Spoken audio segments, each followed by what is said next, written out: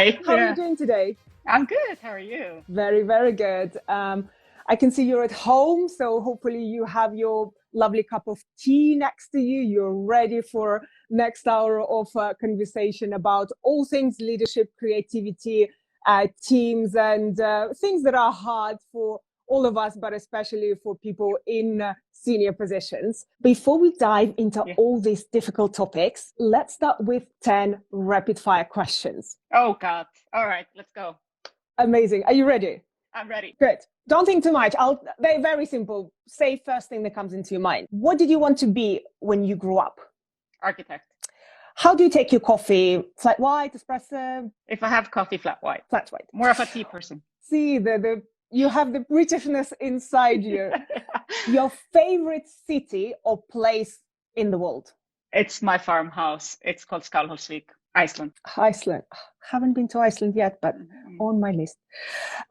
What's your guilty pleasure? Red wine. That's a really nice one. Describe yourself in 3 words. Positive, impulsive, determined. Very good 3 words. I can see how you progressed through your career with determination and positivity, the 2 things that are very, very much needed. Working from home or office fun? Oh, office all the time. Professional achievement you're the most proud of? Graduating school. That's a tough one. What annoys you the most? When people are not honest. Dishonesty. Dishonesty. Last question. What's the best part about being a chief design officer? Creativity. Love it.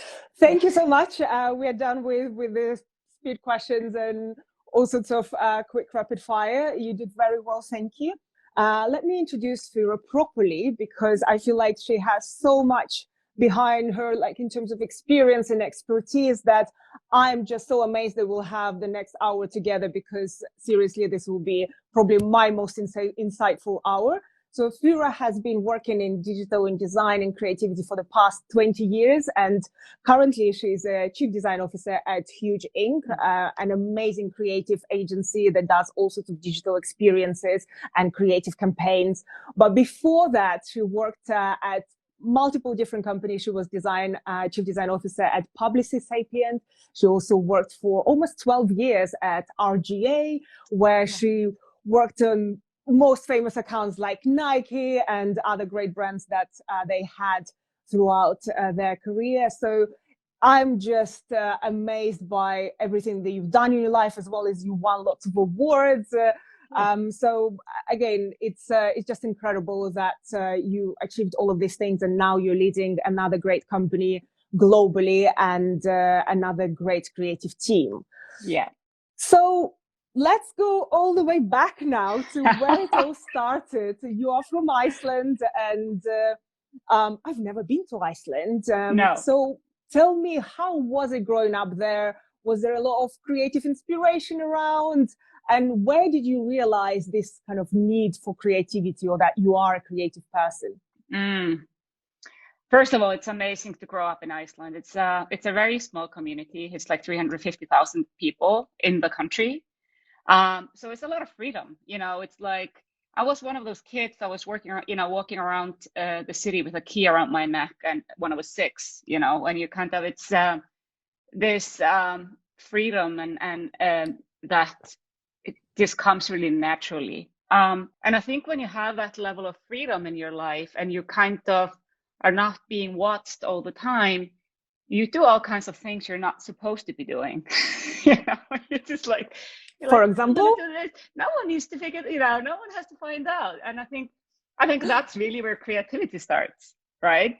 You start doing things and experimenting with things. When I was like very young, I was like building my own, like a cabin. Like 3 or 4 years old, I started to use. You're just like, it's a lot of things, and so you're grown up in this environment of making, and you're constantly in nature, and it just sparks your imagination. It's really what happens. You're just using your brain to imagine things in the world, and it just came really naturally. It's always been there. I love it. And I love that you said that creativity is doing the things you're not supposed to. I've never heard that explanation of creativity, but I'll use it from now on. I think that's Yeah, brilliant. And definitely how you can look at what your kids are doing. They are doing creative things. Maybe they're not supposed to do them, but this is what creativity is. exactly. Brilliant.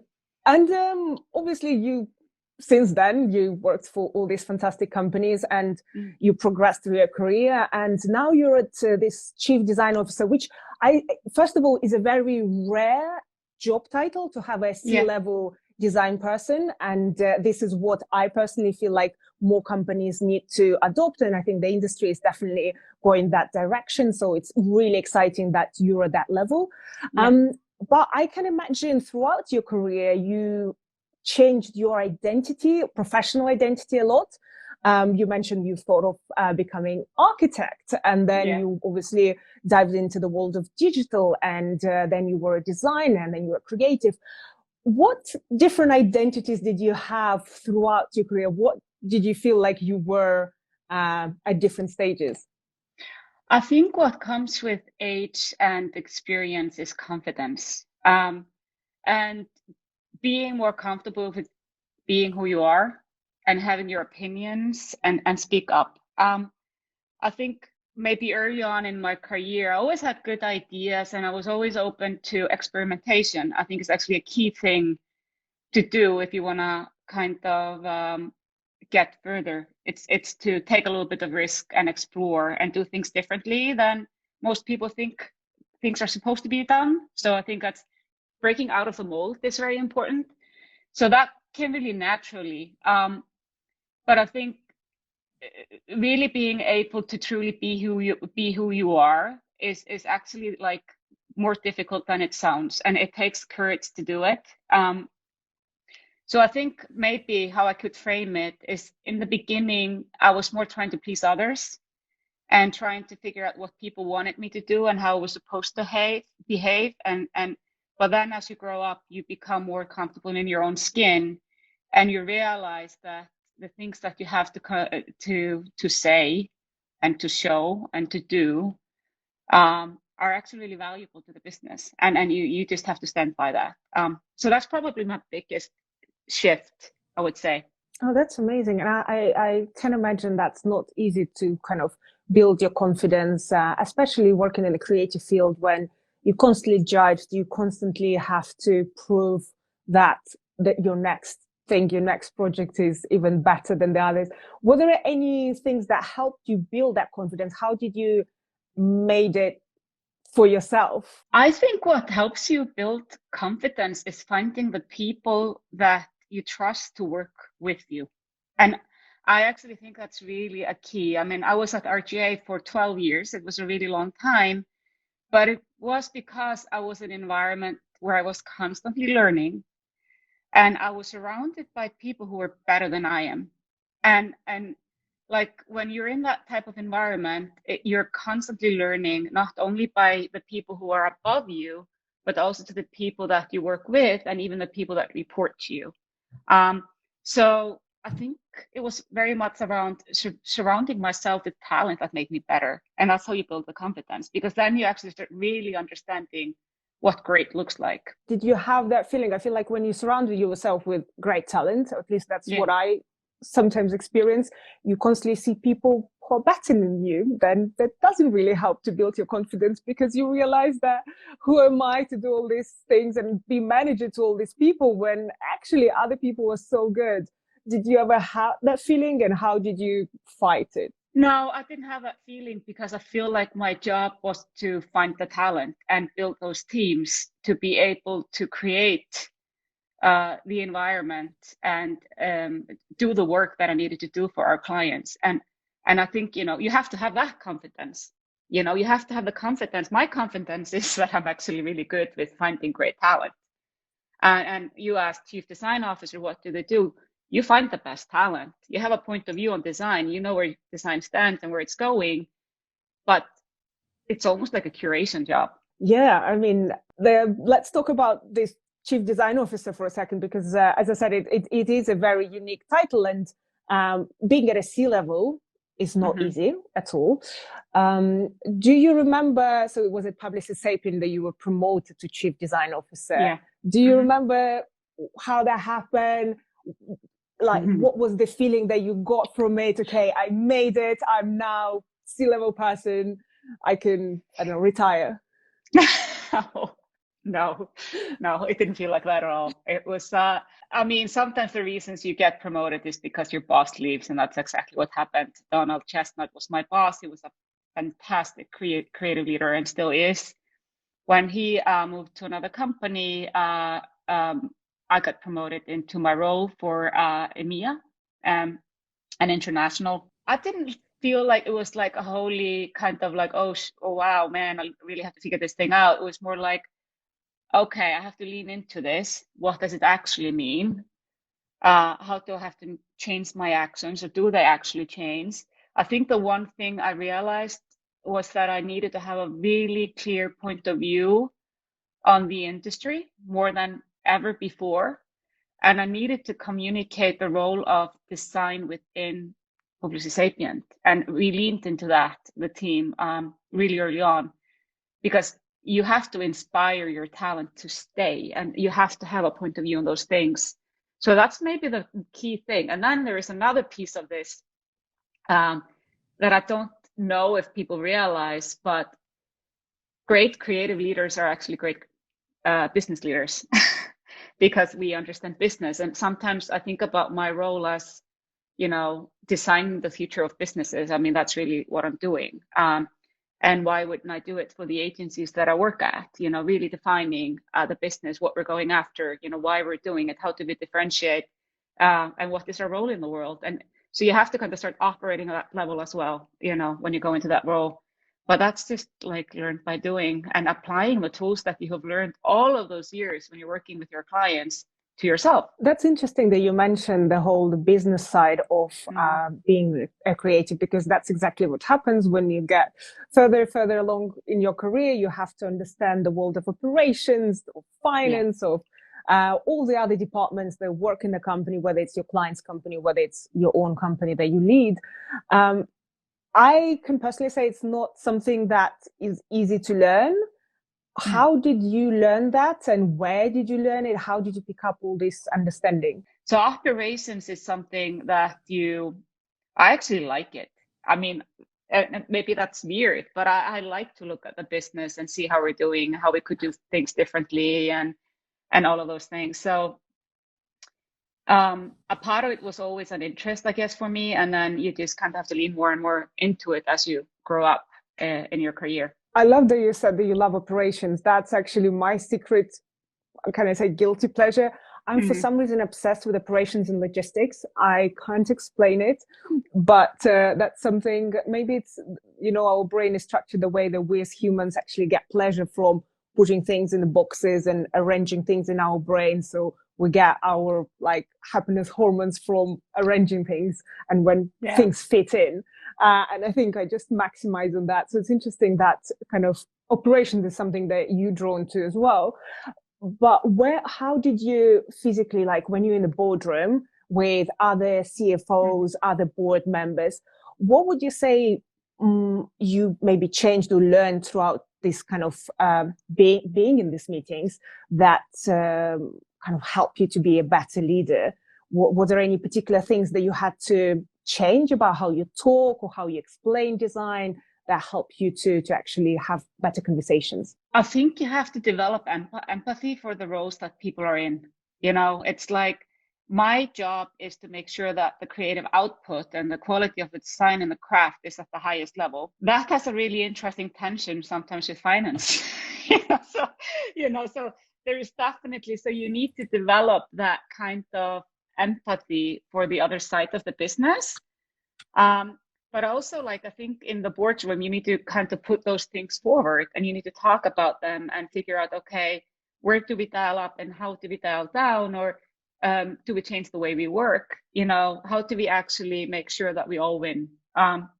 Because in the end of the day, the product is the creativity and the output and the outcome of that. But it also needs to be making money. So I think having the empathy for everybody in the room and really understanding their challenges and try to work through them to make it work for everybody is kind of the key in those board meetings or in those big meetings.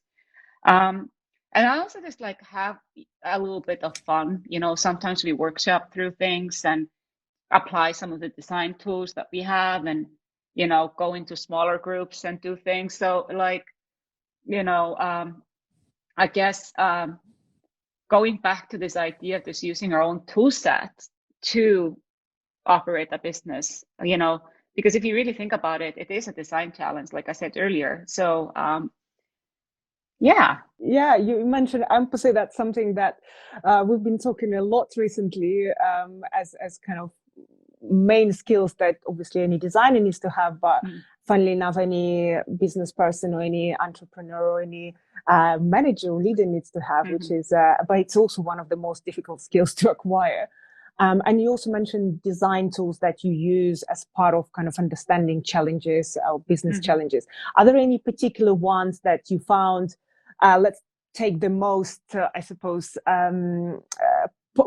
polar example of if you have a conversation with a CFO and definitely your opinions are very different on a certain matter, and how would you go about talking about it or solving it? You'll set up another meeting, you do a workshop with, can you give a bit of a glimpse? I think you solve problems by having open conversations. And I think there needs to be an honesty. Creating an open and transparent work environment is key to everything. And if you're not going to be able to have an open dialogue about this, I think it's actually just that. It's the empathy and openness. I think those are that's in my toolbox. I'm an extremely honest person, and sometimes it actually shocks people, but like, it's really good to know where the other people stand and being able to kind of talk about the issues up front is the only way to solve them. Yeah, honesty, I think, and directness is something that coming from being Russian, I inherited and had to adjust to a British working environment. Were there any, like with this approach of honesty and candor and kind of directness, were there any situations where you had to dial it down or kind of rethink your approach? Yeah, I mean, I think it's really interesting because like I'm Icelandic and we're quite open and honest there, but like where my career really kicks off is in New York City. And New Yorkers are extremely kind of direct and some people think borderline aggressive. I actually disagree with that. I think they're extremely friendly and open people. So it was actually okay in the US to be like that. Then I moved to Stockholm, and it's a very different environment. You live in a culture like I did when I was in Sweden, because then it's more consensus driven. So like I could walk into a room in New York and make decisions with my team, just like be like, okay, no, I'm going to make those decisions so we can just keep moving, because it's all about speed in the US and just get stuff done. And that's how I learned. Then I come to Sweden, and that's much more about inclusive, being, just everybody as a part of the decision making process. It doesn't really matter what level you are. So it's a lot of consensus. And that becomes really difficult when you're just used to like walking into a room and just make decisions. So all of a sudden you have to talk about everything. And, so that becomes like a whole different thing you need to learn how to do. And I can just be very honest about that. It took me a while. I was like, oh God, this is very different. And then you move to the UK. And I just didn't understand what the British people were saying. I was like, do you like it or you don't? What do you mean? Like, I'm not quite sure. I'm like, because they use the English languages in a really different way. They're more like passive in their approach. And so you're constantly learning. So I wouldn't be as direct to a Londoner or like a UK person as I would be to a New Yorker, because it doesn't work. So you have to kind of learn every time you move into different cultures, and I think when you have done that a few times, you start kind of looking at the people coming from the States coming into Paris, and you're like, can't talk to French people that way. It's like, so it's very nuanced. So I've definitely had to kind of tweak and change the way I am. But I think everybody that I work with knows that I'm very direct, and like that's the one thing that's just a big part of me. I have a hard time changing it because I'm a foreigner. I think people have kind of just like adapted to it and actually kind of accepted it. But I do try my best. You have to fit into the culture that you live in or you work in. That's a great comment about moving across the world and different cultures. And I have to say, we do get a bit of a excuse because we are foreigners, so people can actually adjust to us better, which I definitely find very, very useful as a tool, as well as obviously we observed many more different cultures, so we can see a different approach. So I personally think that being multicultural is some massive advantage that any creative or any person can have.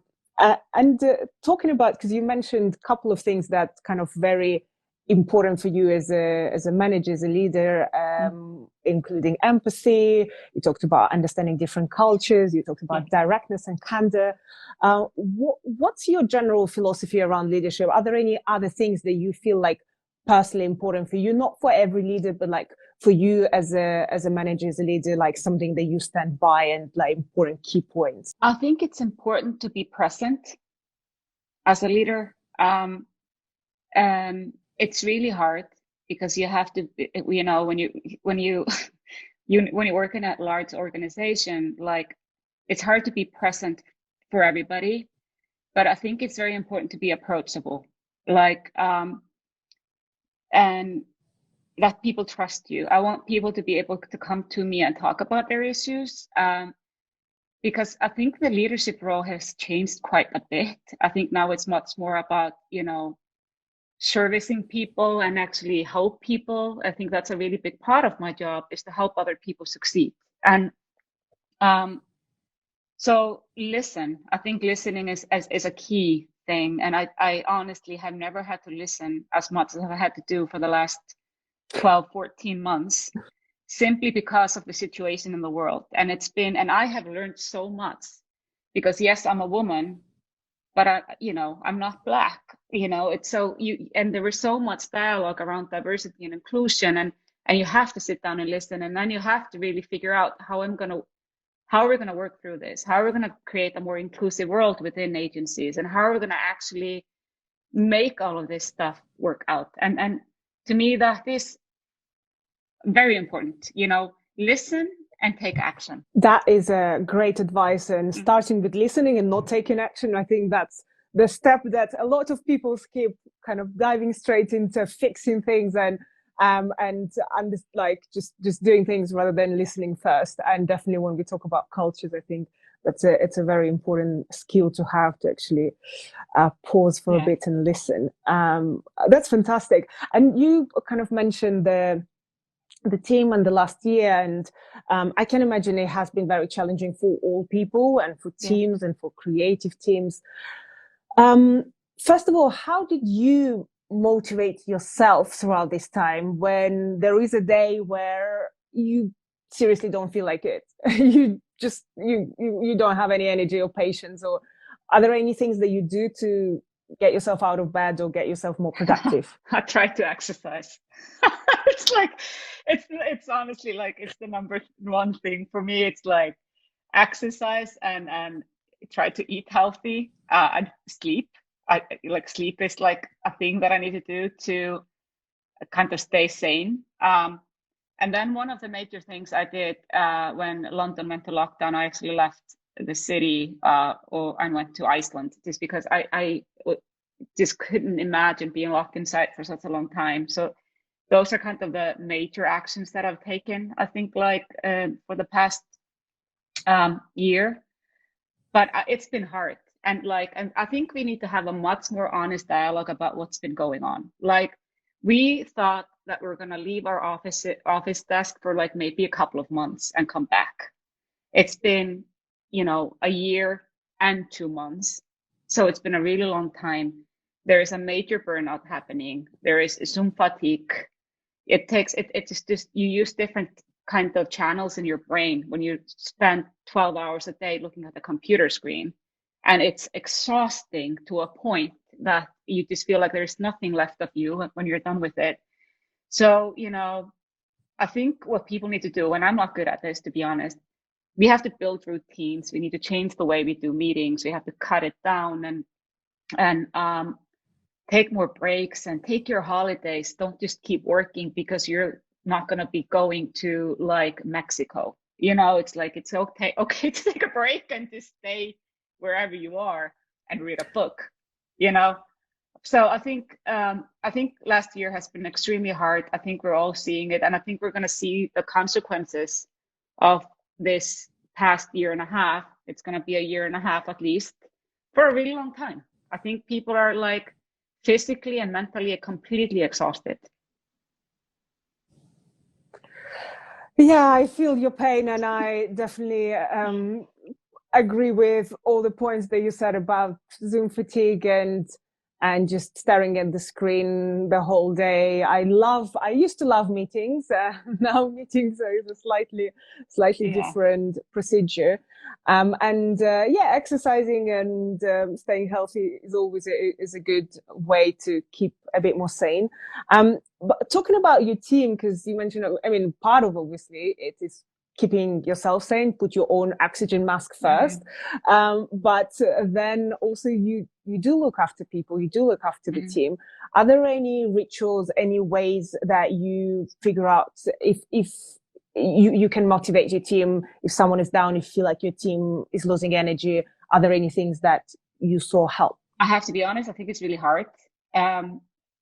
Because people are working on projects with different deadlines. I think the only thing you try to do is to give advice and then let people know that if they feel like they're not getting the space or the room to survive, that they should flag it to you so you can actually help fix the issues. I think the most difficult thing for people has been, when does work start and when does it end? Because you're at home anyways, and you have your computer next to you and you're not going anywhere, It's like, I could as well do this thing. I could as well just keep working. So I wouldn't say that I've been I do talk openly about this when we have meetings, try to do that. On my one-on-ones, I really try to check in how people are doing. I encourage people to take holidays and vacation days. And I think then, are the meetings that we can skip? Can we start cutting down to 25 minutes? So you always get 5 minutes down below, in between. I think there are ways to get around it. But in the end of the day, I think the only thing people can do is to draw a line. And a lot of people have been afraid of doing that. But draw a line.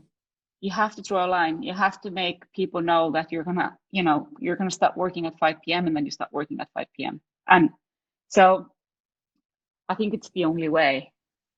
And I'm just giving people advices that I'm not even so good at myself, but we all try. I think that's all we can do, to try and be our best selves. But I agree. It's not easy, and especially when everyone has a lot of stuff that they are dealing with in their personal lives or anything else, it becomes even harder as any sort of manager to help people. I wish there was a recipe. I wish there was one thing we can all do. But I suppose it's always listening just being there for people is a way to do it. Talking about difficult things and difficult, I suppose, moments. If we forget last year, or you can pick an example from last year as well, but in general, throughout your career, a very, very successful career, but still it's every day is a struggle. And I can imagine there were days that were very hard, probably the hardest, where you had to make incredibly tough decisions on a personal level or on a professional level. Do you remember any of those decisions that you had to make that were very, very difficult? And what was your thinking process when you had to make that decision? It's really hard to say what's work and what's life. Meaning that I think one of the bigger decisions that I made in my career was to leave New York. And it was by no means an easy one. because it's really weird about a place like New York. It becomes such a big part of your identity because you identify as a New Yorker. You're kind of raised up. I feel like New York raised me up in a way, even though I was raised up in Iceland. It formed me. It actually formed me and made me the person that I am. And I remember, leaving New York City, and I was going through the process of deciding to move back to Europe. I felt like I was leaving like at least half of me behind, and I would have to rebuild me completely from scratch. Just because it was such a big part of my social network, my professional network, just who I was, my DNA. So that was a professional decision because, you don't know what happens after that. The US is a very big country. You can have an amazing career in the US. It's a lot of opportunities. And I was like moving to Stockholm, So I really had to, and it took me probably 2 years, two to 3 years to rebuild my identity. And then you become, I'm a global citizen. That was kind of my identity right now. I'm a global citizen. I'm not a New Yorker. I'm a global citizen. It's that was a really difficult journey. And why did you make that? Like, I can imagine at the beginning of the process, you're still considering and kind of listing your pros and cons, or I don't know what your decision process is. What was the thing that you're like, okay, I have to do it? I was afraid of becoming American. That was one of them. I didn't really quite see where the US was going. And from an innovation standpoint, I could actually see the opportunity. And like, I think I was sensing that the US wasn't quite on the journey that I had been on. And I was like, I had been in New York for 12 years, 11 or 12 years when I left. And I wanted to see the world outside of it, because when you live in New York and you work the hours that you have to work when you live there, it's not like you just take a train to Paris or you go on a flight to Italy in an hour and a half and you just go snowboarding in the Alps. It's so I was kind of curious about the other side and what was actually happening in Europe, and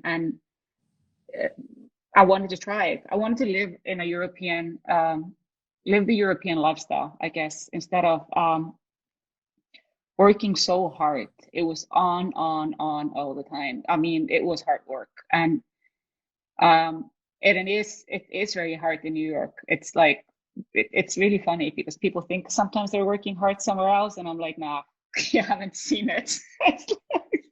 It's a different level. Wow. But you learn. Wow.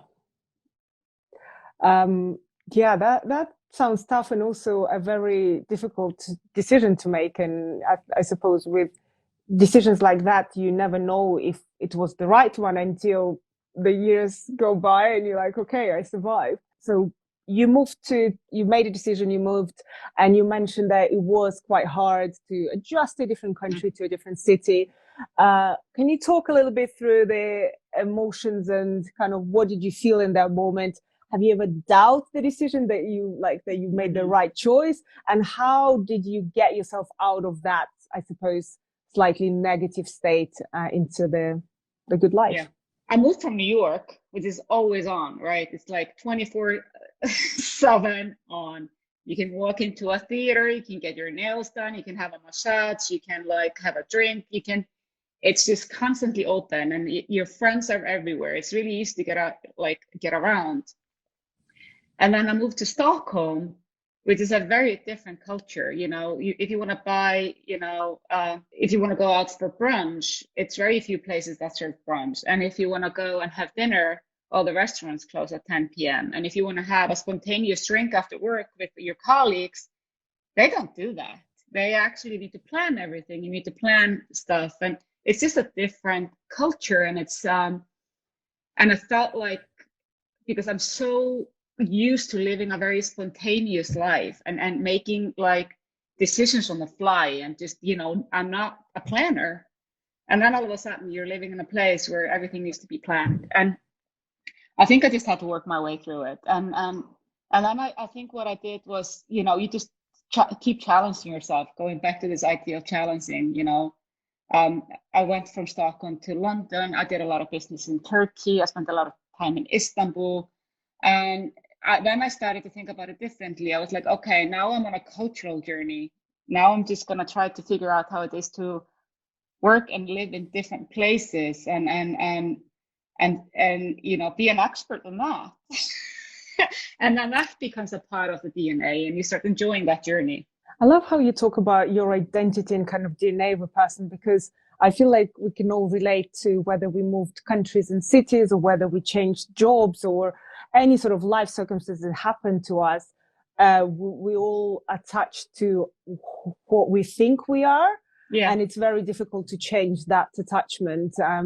And for me, for example, when I stopped doing creative work, then I essentially became a founder who doesn't do any design anymore. I kind of lost the identity of a creative director, and that was the hardest, because I think that what I was supposed to do my entire life.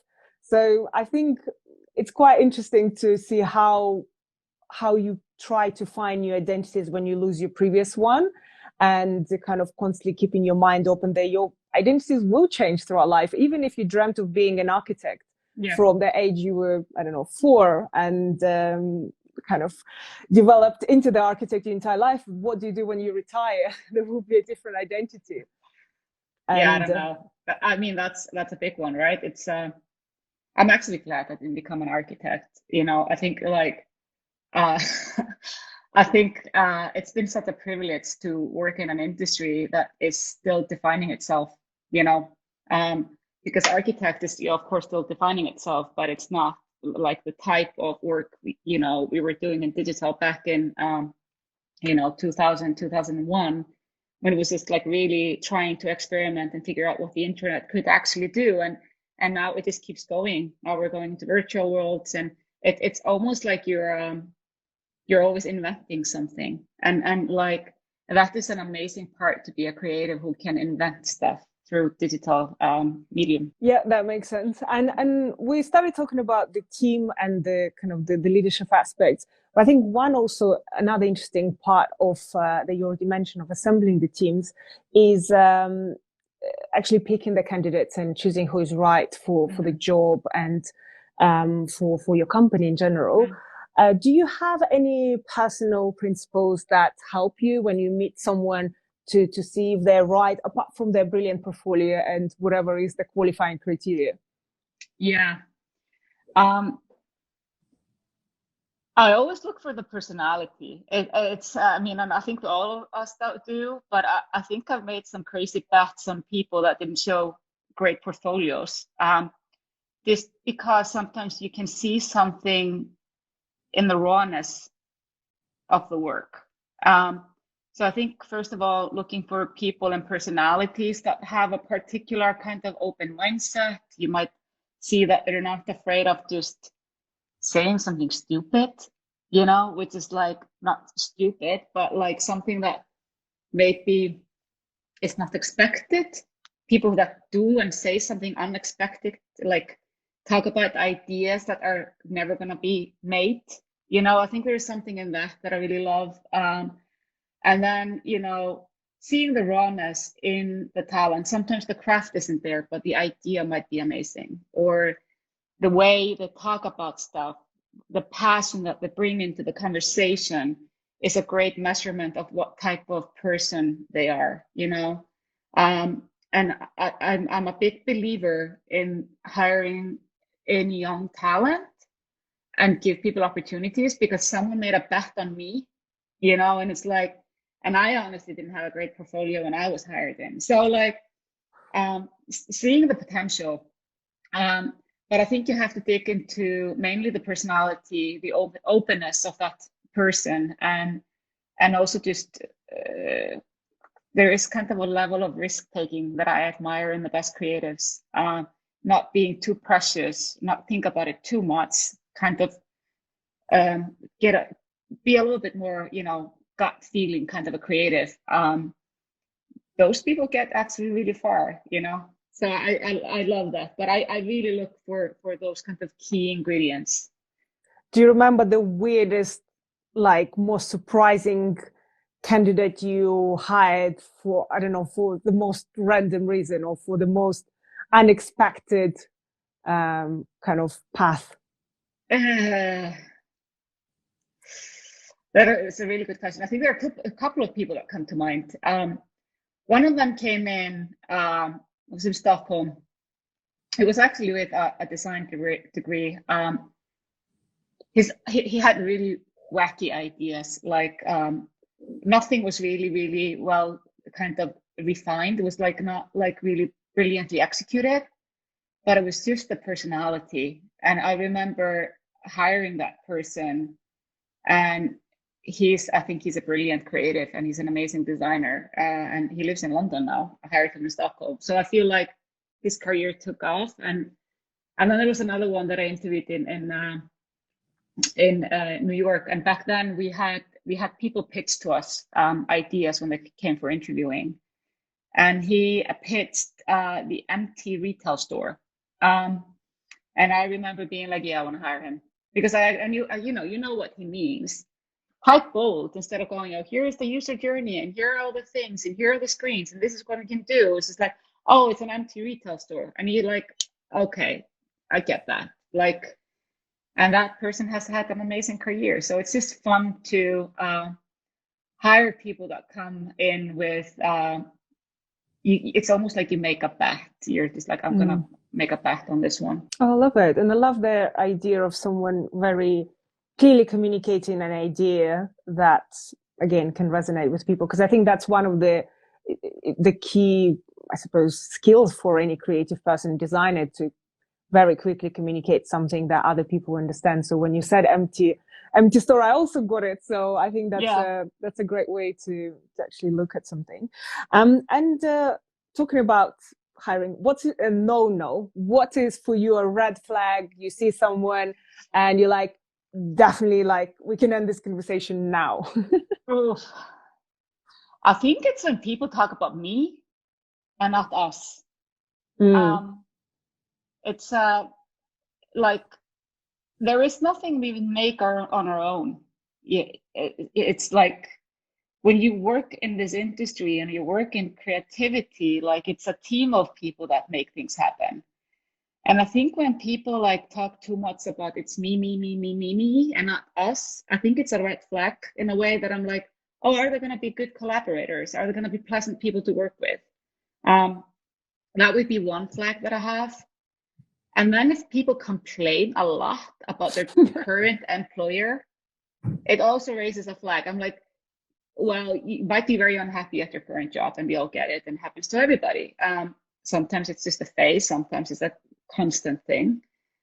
But don't take it into the job interview, because it just sends the wrong energy into the conversation, and it actually makes you think, oh, is this a half, glass half empty kind of person? And that has happened too, when you're just like, I can't take the risk. I can't, even though the portfolio might be brilliant.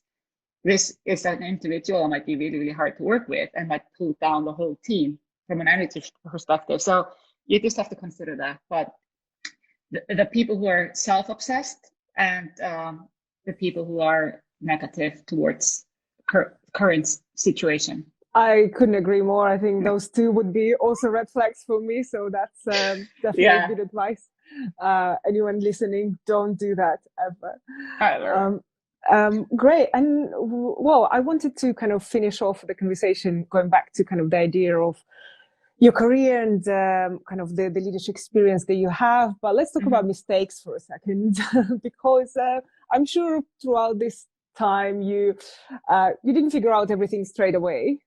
Do you remember any misconceptions or biggest mistakes you made as a manager or leader, and how did you go about fixing them? I think the mistakes that you remember are the projects that failed.